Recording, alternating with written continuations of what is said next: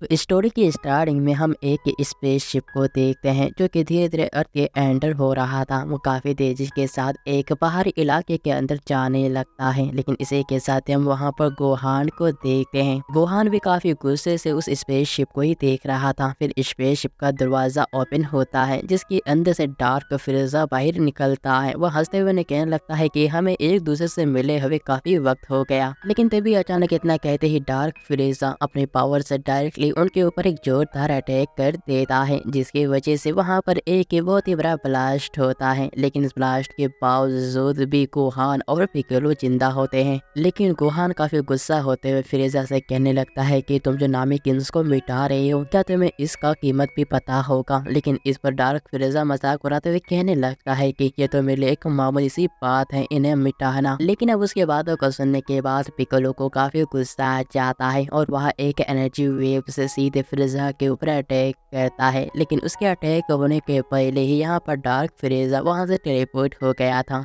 जिसके बाद डार्क फ्रेजा सीधे पिकोलो के नजदीक आकर उसके ऊपर एक काउंटर अटैक करता है। यह अटैक बहुत ही ज्यादा खतरनाक था, जिसकी वजह से वहां पर एक जोरदार ब्लास्ट होता है। उस ब्लास्ट के अंदर हम देखते हैं कि पिकोलो आग में जल रहा होता है, जो कि चिल्ला रहा होता है। लेकिन ये देखने के बाद डार्क फ्रेजा कहने लगता है कि तुम अपने लाइफ के लिए मुझसे भीख मांग रहे हो, ये उतना भी ज्यादा अच्छी बात नहीं लग रहा मुझे। जबकि दूसरी तरफ हम गोहान को देखते हैं, क्योंकि ये देखने के बाद अब धीरे धीरे काफी गुस्सा में आ रहा होता है। लेकिन यहाँ देखने के बाद भी डार्क फ्रेजा कहने लगता है कि तुम तो मुझे सन गोहान बिल्कुल भी नहीं लग रहे। लेकिन यहाँ पर शायद फ्रेजा को पता ही नहीं था कि आखिरकार गोहान को उसने गुस्सा दिला दिया, जिसके बाद देखते देखते गोहान अपना बेस्ट फॉर्म ट्रांसफॉर्मेशन को स्टार्ट कर देता है। और देखते देखते यहाँ पर गोहान का जो पूरा की होता है वो पूरी तरह से बदल रहा था। उसके चारों तरफ एक खतरनाक लेवल का एनर्जी घूमने लगता है और बहुत जल्दी आइकॉनिक लेवल के तरीके से गोहान अपना ट्रांसफॉर्मेशन कंप्लीट करके बेस्ट गोहान बन जाता है, जो कि देखने में काफी ज्यादा आइकॉनिक लेवल का भी लग रहा था। लेकिन ये देखकर डार्क फ्रेजा कहने लगता है कि तुम चाहे जितना भी ज्यादा कुछ कर लो तो मुझे कभी बीट नहीं पाओगे। लेकिन इस पर गोहान कहने लगता है कि मैं पहले से कमजोर नहीं रहा जब तुमने मुझे देख गया था। लेकिन फिर भी डार्क फ्रेजा कहने लगता है कि ठीक है, तो सबसे पहले तुम मेरे ऊपर अटैक कर सकते हो। इस पर गोहान भी कहता है कि अच्छा ठीक है, अगर तुम मुझे ये चांस दे रहे हो तो मैं ही अटैक करता हूँ। इतना कहने के बाद गोहान सबसे पहले डार्क फ्रेजा के ऊपर अटैक करना स्टार्ट कर देता है। लेकिन यहाँ देखने के बाद डार्क फ्रेजा भी गोहान के ऊपर काउंटर अटैक करना स्टार्ट कर देता है और फिर इन दोनों के बीच एक आइकॉनिक लेवल का कॉम्बैट फाइट स्टार्ट हो जाता है, जहाँ पर दोनों ही सबसे पहले एक दूसरे को काफी अच्छे से टक्कर दे रहे होते हैं। लेकिन तभी अचानक गोहान अपने स्पीड का इस्तेमाल करते हुए डार्क फ्रेजा को एक जोरदार पंच मारने में कामयाब हो जाता है, जिसकी वजह से डार्क फ्रेजा काफी दूर जाकर गिरता है। साथ ही साथ गोहान से कहने लगता है कि तुम मुझे आज हरा ही नहीं पाओगे। जबकि दूसरी तरफ हम देखते हैं डार्क फ्रेजा को, जो कि किसी तरह से अपने आप को संभालता है और हंसते हुए कहने लगता है कि मुझे ये बात तो मानना ही होगा कि तुमने कुछ अच्छे खासे ट्रेनिंग किए हैं, जिससे कि तुम थोड़े स्ट्रॉन्ग तो बन ही चुके हो। लेकिन गोहान उसकी बातों को सुनने के बाद अपने आप से ही कहने लगता है कि मुझे इस चालबाज फ्रेजा के ऊपर बिल्कुल भी भरोसा नहीं करना चाहिए। जबकि दूसरी तरफ फ्रेजा गोहान को कहने लगता है कि तो फिर ठीक है, अब मुझे वो सब कुछ करना ही होगा जिससे कि तुम मारे जा सकते हो। और फिर इतना कहते ही डार्क फ्रेजा अपने उंगलियों का इस्तेमाल करके छोटे छोटे अटैक करना स्टार्ट कर देता है। हालांकि अटैक देखने में छोटे छोटे लग रहे थे, लेकिन ये अटैक किसी बम जैसे धमाके से कम भी नहीं थे। और इसी वजह से गोहान काफी केयरफुल तरीके से फ्रेजा के हर एक अटैक से अपना डिफेंस करने लगता है। वो इसमें कोई भी गलती नहीं करना चाहता था। जबकि हम देखते हैं कि फ्रेजा के छोटे छोटे अटैक काफी खतरनाक थे, जो कि आसपास के पत्थरों को पूरी तरह से डिस्ट्रॉय कर रहे होते हैं। लेकिन इतने सारे अटैक होने के बावजूद भी गोहान को कुछ भी नहीं हुआ था। ये देखने के बाद तो डार्क फ्रेजा को काफी गुस्सा आ जाता है और वो चिल्लाते हुए डायरेक्टली गोहान के ऊपर अटैक करने के लिए चला जाता है। जबकि दूसरी तरफ हम गोहान को भी देखते हैं, जो कि चिल्लाते हुए डार्क फ्रेजा के ऊपर अटैक करता है। दोनों ही एक दूसरे के हाथ को पकड़ कर पीछे धकेलने की कोशिश कर रहे थे और इसी के चलते वो दोनों ही अपने पावर को इंक्रीज कर रहे होते हैं, जिसकी वजह से उन दोनों की पावर की वजह से आसपास का माहौल पूरी तरह से बदलना स्टार्ट हो जाता है। लेकिन साथ ही साथ हम पिकोलो को भी देखते हैं, जो कि उसके अटैक से किसी तरह से बच चुका था। वो इन दोनों के पावर को देखकर थोड़ा घबराने भी लगता है। जबकि दूसरी तरफ हम देखते हैं गोहान को, जो कि लगातार डार्क फ्रेजा के सिर के ऊपर अटैक करने की कोशिश करता है। लेकिन डार्क फ्रेजा अपने स्पीड का इस्तेमाल करते हुए पहले तो उसके हर एक अटैक से बचता है और साथ ही साथ कुछ देर बचने के साथ वो उसके ऊपर काउंटर अटैक करता है, जिसकी वजह से इन दोनों का फाइट दोबारा एक आइकॉनिक लेवल तक पहुंच जाता जाता है। यहाँ पर दोनों ही लाइट की स्पीड से एक दूसरे के ऊपर कई सारे अटैक कर रहे थे। इन दोनों के बीच एक शानदार कॉम्बैट फाइट होने लगता है, लेकिन जितना ज्यादा ये लोग फाइट कर रहे थे उतना ही ज्यादा इन दोनों का फाइट काफी इंटेंस होता जा रहा था। यहाँ तक कि दोनों अपने टेलीपोर्टेशन पावर का इस्तेमाल करते हुए अलग अलग जगह पर जाकर एक दूसरे के ऊपर अटैक करने की कोशिश करते हैं। इसी तरह से इन दोनों के बीच ये शानदार लेवल का कॉम्बैट फाइट होने ही लगता है। लेकिन तभी अचानक गोहान अपने स्मार्टनेस का सबूत देते हुए सबसे पहले अपने हाथ में एक एनर्जी को इकट्ठा करता है। फिर उस एनर्जी को इकट्ठा करने के बाद वो डायरेक्टली डार्क फ्रीजा के ऊपर उस एनर्जी से अटैक कर देता है। जबकि वही दूसरी तरफ हम डार्क फ्रीजा को देखते हैं, जो कि सबसे पहले गोहान के अटैक को हाथ से रोकने की कोशिश कर रहा था, क्योंकि उसे लग रहा था कि वो तो बड़े आसानी से इसके अटैक को रोक लेगा। लेकिन शायद ये डार्क फ्रीजा का सबसे बड़ी गलती था, क्योंकि ये देखने के बाद गोहान अपने एनर्जी के अटैक को और भी इंक्रीज कर देता है, जिसकी वजह से डार्क फ्रीजा को उसके अटैक को ब्लॉक करने में अब बहुत ज़्यादा स्ट्रगल करना पड़ रहा था। क्योंकि जो गोहान ने जो अटैक किया था वो अटैक बहुत ज़्यादा खतरनाक था, यहाँ तक कि उसका अटैक अर्थ को भी चीरते हुए स्पेस में जा रहा था। जिसके बाद हम गोहान को देखते हैं, जिसे कि यकीन हो चुका था कि शायद उसके अटैक की वजह से डार्क फ्रीजा पूरी तरह से डिस्ट्रॉय हो चुका होगा। इसी वजह से वो अपने अटैक को बीच में ही रोक दिया था। लेकिन इसी के साथ ही हम देखते हैं कि वहाँ पर गोकू और वेजिटा आ गए थे। वेजिटा गोहान के इस फॉर्म को देखकर काफी हैरान होकर उसी को ही देख रहा होता है, जबकि दूसरी तरफ हम गोहान को देखते हैं। लेकिन तभी अचानक डार्क फ्रीजा पीछे से आकर गोहान के पेट के ऊपर अटैक करता है। वो उसके सीने के आर पार अपने हाथ को कर देता है, जिसकी वजह से गोहान इस बार बहुत ही पूरी तरह से इंजर्ड हो जाता है। अब ये देखने के बाद पिक्कोलो, वेजिटा